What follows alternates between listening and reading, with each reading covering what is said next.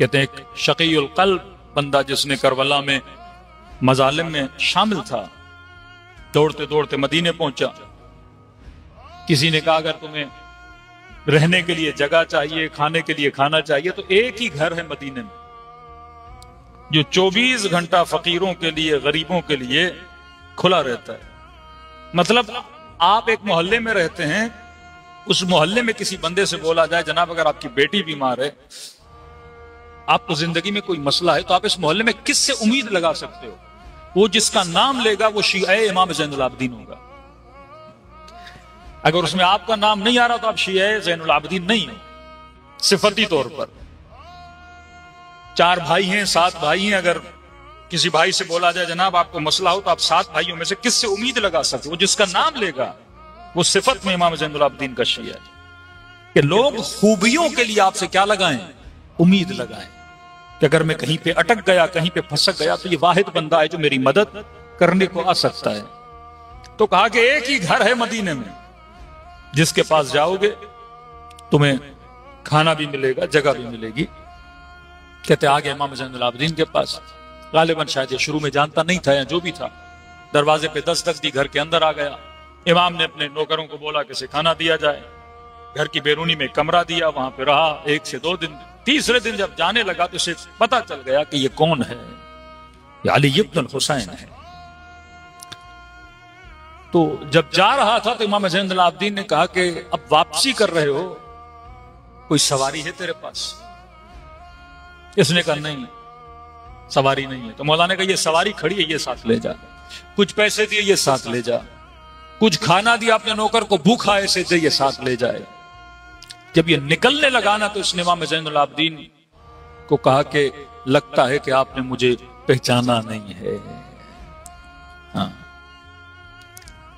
मौला की आंखों में आंसू भर आए। फरमाया तू ये समझता है मैंने नहीं पहचाना, मैं तुझे कभी भूला ही नहीं।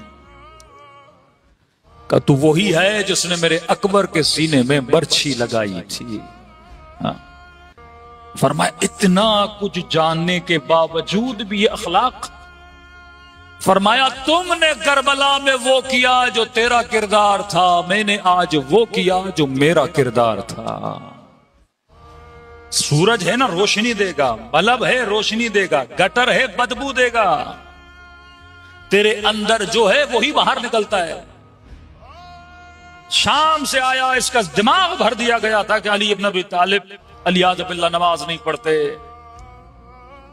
इमाम हसन बाजार से गुजर रहे थे, जैसे निगाह हसन इब्न अली पे पड़ी, कहते हैं जो इसके मुंह में आया इसने अमीरुल मोमिनीन को गालियां दी, सबको शितम किया, फलां के बेटे, फलां के बेटे, फलां के बेटे। कहते हैं इतना बोला कि इसका मुंह खुश्क हो गया, झाग बाहर निकल रही थी।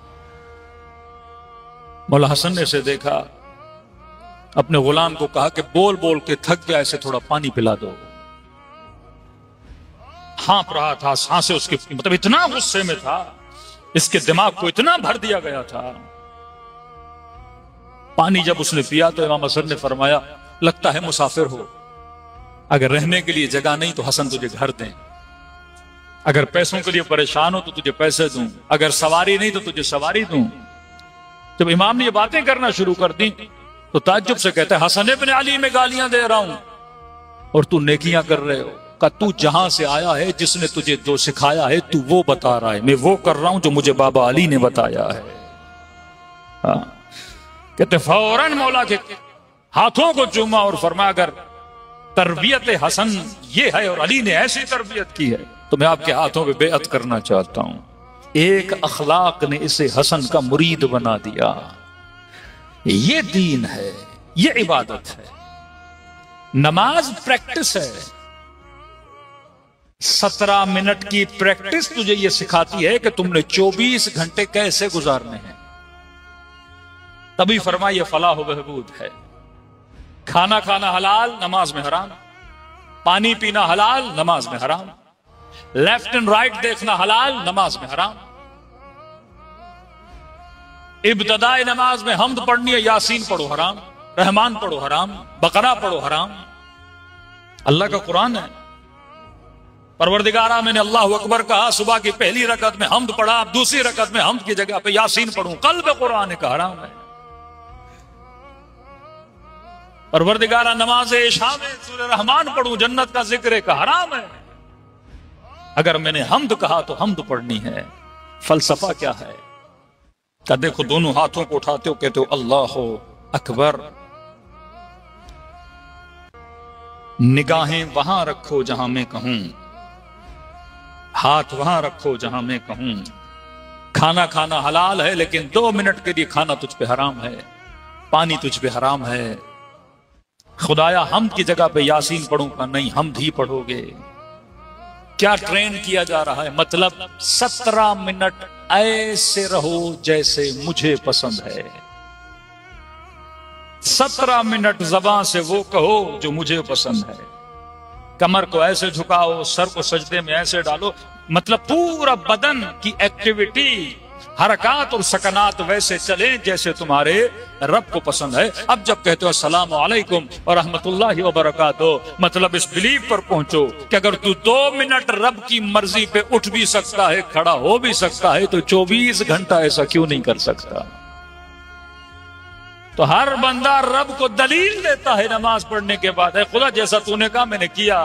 फिर बाहर निकल के वैसा नहीं करेगा तो अल्लाह क़यामत में पूछेगा ना, जब 2 मिनट कर सका तो बाकी क्यों नहीं किया? जब 2 मिनट तेरे दिमाग ने मुझे एक्सेप्ट किया तो बाकी घंटों में तुम्हारे दिमाग ने मुझे एक्सेप्ट क्यों नहीं किया? तो इबादत का मतलब सिर्फ नमाज नहीं, इबादत का मतलब तर्ज जिंदगी है। अल्लाहुम्मा जअलनी महया महया मुहम्मदिन व आले मोहम्मद, ऐ खुदा ऐसी जिंदगी नसीब फरमा जैसी तूने मोहम्मद और आले मोहम्मद को नसीब फरमाई। सलवात पढ़े मोहम्मद वाला।